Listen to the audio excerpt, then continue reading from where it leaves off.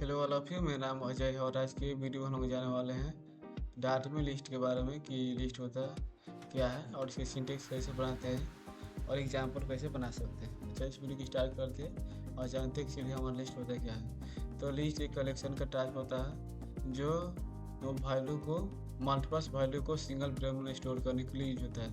ये इंडेक्स से वर्क करता है। इंडेक्स एक न्यूमेरिकल वैल्यू होता है जो लिस्ट के स्पेसिफिक डेटा को या वैल्यूज को या एलिमेंट्स को स्पेसिफाई करने के लिए यूज होता है, यानी कि पहचानने और गेट करने के लिए यूज होता है। अब जानते हैं कि इसे सिंटेक्स कैसे बनाते हैं। तो चलिए यहाँ पर सिंटेक्स बना दिए। पहला वेरिएबल कीवर्ड, यहाँ पे कोई भी हो सकता है, फाइनल, कॉन्स्ट, वायर, कोई भी हो सकता है यहाँ पर। उसके बाद में वेरिएबल के डेटा से बनना चाहता है तो वो भी होता है, यानी कि लिस्ट का टाइप डिफाइन करके उसके बाद बनाना चाहते हैं वही पॉसिबल होता है। उसके बाद में वेरिएबल नेम, उसके बाद यहाँ पर भी अपना बनाना चाहते हैं कोई टाइप डिफाइन करके उसका स्पेसिफिक तो भी पॉसिबल होता है। उसके बाद में हमारा या डायरेक्ट लिख सकते हैं। उसके बाद में मेरा डायरेक्ट मेरा क्या लिख सकते हैं, इसका बॉक्स पर के अंदर वैल्यूज को स्टोर करा सकते हैं। ये लिखे तो यानी कि इससे होता है मेरा एलिमेंट्स, ये एलिमेंट 2 ये हो गया। उसके बाद इसी तरह से मल्टीपल वैल्यू इस पर स्टोर कर सकते हैं।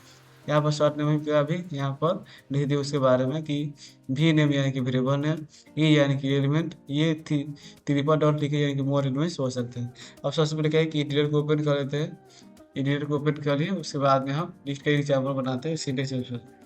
पहले इस यहाँ पर कमेंट्स में लिख देते हैं यूज ऑफ लिस्ट, हो गया। सबसे पहले क्या कि वेरिएबल यानी कि वाई कीवर्ड के द्वारा हम वेरिएबल बनाते हैं। वायर कीवर्ड के द्वारा वेरिएबल बनाना है, तो मान लीजिए कि इसमें 2-4 वैल्यू स्टोर कर देते हैं। हो गया मेरा स्टोर। उसके बाद यहाँ पर डायरेक्ट इनको प्रिंट करते हैं। इनको जब डायरेक्ट प्रिंट कराएंगे तो हमारा क्या होगा, ऑल वैल्यू प्रिंट होगा एक बॉक्स ब्रैकेट के अंदर ही। तो ये हमारा क्या होगा, प्रिंट हो गया। अब हम चाहते हैं कि किसी स्पेसिफिक एलिमेंट्स को गेट करना, यानी कि वैल्यू को गेट करना चाहते हैं। मान लीजिए कि 23 है और 45 है इसके अंदर और 77 वैल्यू स्टोर है। हम चाहते हैं कि 77 को ही हम गेट करना चाहते हैं। तो जब भी किसी गेट करते हैं, यानी कि इसमें हेडिंग लिखते हैं हाउ टू गेट वैल्यू। तो इसके लिए आता है सिंटेक्स, इसके लिए भी लिख देते हैं सिंटेक्स। इसका हो जाएगा मेरा सिंटेक्स स्टोरिंग वेरिएबल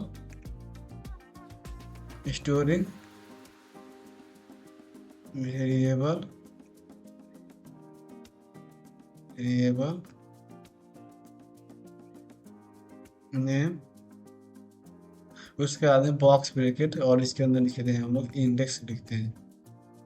तो इसी का हम फॉलो करेंगे। स्टोरिंग वेरिएबल यानी कि किस वेरिएबल में स्टोर करा रहा है यहाँ पर, तो उसका वेरिएबल नाम हो गया मेरा एन। उसके बाद में बॉक्स ब्रैकेट, तो बॉक्स पर लिखे थे। उसके बाद में किस इंडेक्स को यहाँ पर कॉल करके उसे वैल्यू को गेट करना चाहते हैं। तो मान लीजिए सबसे पहले 0 को ही गेट करना चाहते हैं। हाँ, एक बात हमेशा देखें, जब भी कोई इंडेक्स से स्टार्ट होता है हमेशा वो 0 से ही स्टार्ट होता है और उसके जितना उसमें के अंदर मल्टीपल वैल्यू हमारा स्टोर होगा उतना ही उसका लेंथ क्या होगा, बढ़ते चला जाता है। ये हमारा आउटपुट आ चुका है। एक बात और बता चुके हैं हम कि लिस्ट के 2 टाइप्स होते हैं। पहला होता है फिक्स लेंथ लिस्ट, दूसरा होता है मेरा ग्रोएबल लिस्ट। तो इस वीडियो में हम लोग ये देख रहे हैं ना, ये हम जो लिस्ट बना रहे हैं ये हमारा ग्रोएबल लिस्ट है। कौन सा लिस्ट है, हेडिंग में लिख देते हैं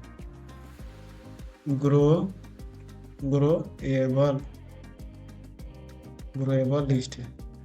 कौन सा लिस्ट है मेरा, ग्रोएबल लिस्ट है। ग्रोएबल लिस्ट के अंदर हम लोग ऑल प्रोसेस वह करा सकते हैं, जिससे ऐड करना, रिमूव करना, डिलीट करना, अपडेट कराना और मल्टीपल प्रॉपर्टी मेथड को इसके में यूज कर सकते हैं।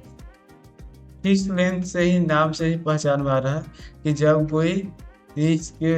कोई हम फिक्स लेंथ के द्वारा हम लोग कोई लिस्ट बनाएंगे तो उसका लेंथ हमेशा फिक्स रहेगा, यानी कि जब एक बार डिफाइन कर दे कोई वैल्यू यहाँ पर तो उसमें हम लोग कोई चेंजिंग उसमें नहीं कर सकते हैं और नहीं रिमूव भी कर सकते हैं।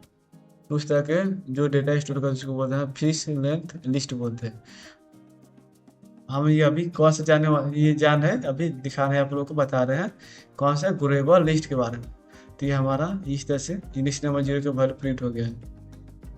अब हम चाहते हैं ना कि इंडेक्स नंबर 2 को वैल्यू हम प्रिंट करना चाहते हैं, तो यहाँ पोज पर है, देखिए वह प्रिंट हो चुका है। अब चाहते हैं फॉर लूप चला देना। कौन सा लूप? For loop. तो डायरेक्टली हम एक्स इन कर देते हैं, एन कर दिए, एन प्रिंट करा देते हैं किसको? एक्स को। ये जो फॉर लूप होता है ये डायरेक्टली वैल्यू लेकर आता है। एक पढ़े थे आप लोग, कोई एक रेंज डिफाइन कर थे स्टार्टिंग से और एंडिंग तक, तो हमारे के रेंजेबल लिस्ट सॉरी वो था जो आप फॉर लूप पहले यूज करते थे, एक स्टार्टिंग से वैल्यू देते और एंडिंग तक वैल्यू देते थे, तो हमारा था रेंजेबल फॉर लूप था। ये हमारा जहाँ है ये कलेक्शन के बेस पर हमारा वर्क करने के लिए होता है। कलेक्शन के वैल्यू के को जब भी हमें गेट करना होता है इस फॉर लूप पर यूज किया था। ये डायरेक्टली वैल्यू को लेकर ही आता है। तो मान लीजिए कि हमारे एक लिस्ट था, तो ये एन नाम का वेरिएबल में स्टोर है। तो ये जितने तीनों वैल्यू स्टोर हैं, तीनों किसके पास आएगा? एक से पास। तो ये बार बार से वैल्यू हमारे इसको दे देगा। तो मान लीजिए 100 प्रिंट कर रहे हैं, तो ये हमारा और वैल्यू प्रिंट करके दे देगा। देखिए मेरे आउटपुट आएगा तीनों, ये हमारे तीनों ये दिखा रहा है यहाँ पर, ये 23, 45 और 77। ये इंग्लिश नंबर 2 को प्रिंट कर रहे थे, इसलिए हमारे पास ये भी हमारा आउटपुट आ रहा है। इसको कमेंट करते हैं ताकि वो इजीली समझ में आए, और फिर से पर इसको रन करते हैं। देखिए भाई आउटपुट आ चुका है इस तरह से। हम चाहते हैं ना कि किस इंडेक्स पर कौन सा वैल्यू स्टोर है, इसको भी मालूम करना चाहते हैं, तो ये पूछ पाते हैं। इसको सबसे पहले क्या करें, इसको कमेंट करते हैं ताकि जो भी हमें यहाँ पर हैंडल करें ना उसको पहचान में। जो अभी बताया रेंजेबल वाला है ना, उसी का यूज करने वाले। प्रिंट उसके बाद में एक ए नाम का वेरिएबल डिफाइन करते हैं जिसमें वैल्यू स्टार्ट करते हैं 0। क्यों 0? क्योंकि कोई भी हमारा इंडेक्स वैल्यू स्टार्ट होता है 0 से होता है, तो हमें इंडेक्स से वैल्यू गेट करना है 0 भी चाहिए, और उसके बाद वाला जितना भी हमारा लास्ट वाला भी इंडेक्स बढ़ते जा रहा है वो भी चाहिए। तो उसे हम क्या करें, 0 से स्टार्ट कर अपना और उसका लेंथ तक लूप चला देंगे। तो उसके बाद में ए, उसके बाद जब भी किसी लिस्ट का हमें लेंथ निकालना होता है उसके लिए क्या आता है, पोर्टफोलियो जिसका नाम रहता है लेंथ ही नाम रहता है। क्या नाम रहता है? लेंथ रहता है। 3 डॉट यहाँ पे क्या कर देंगे, उसका लेंथ कर देंगे। लेंथ ये हमारे दे दिया है ऑप्शन में, तो उसको कर लिख दिए। उसके बाद हम क्या कर दें, ये एक वर्ग जाएगा, इसलिए हम क्या इक्वल पहले से रिमूव कर दे, और हम क्या हो ये प्लस प्लस। उसके बाद में प्रिंट कर दे, पहले देखिएगा पहले इंडेक्स वाला को प्रिंट कर दिया, यानी कि ए को प्रिंट करते हैं। देखिए हमारा आउटपुट आ चुका है। अब हम चाहते हैं इंडेक्स भी है वैल्यू भी है, तो हम इसको क्या करेंगे, स्ट्रिंग में ले लेंगे। मान लीजिए कि इसको कर दें डॉलर अब ए, उसके बाद में डॉलर डॉलर क्या कर देंगे स्ट्रिंग के अंदर, यानी कर्ली ब्रैकेट के अंदर जब, उसके बाद में यहाँ पे कर दें जब कोई हमें जब एक से अधिक वेरिएबल होता है और उसके हमें वैल्यू गेट करना होता है, तो इसलिए हम लोग उसको कर्ली ब्रैकेट के अंदर ही लिखते हैं। यहाँ पर देखिए यहाँ पर वेरिएबल हम 2 हो जा रहा है, एक एन भी है और ए भी है, इसलिए हम उसको कर्ली ब्रैकेट के अंदर लिखते हैं।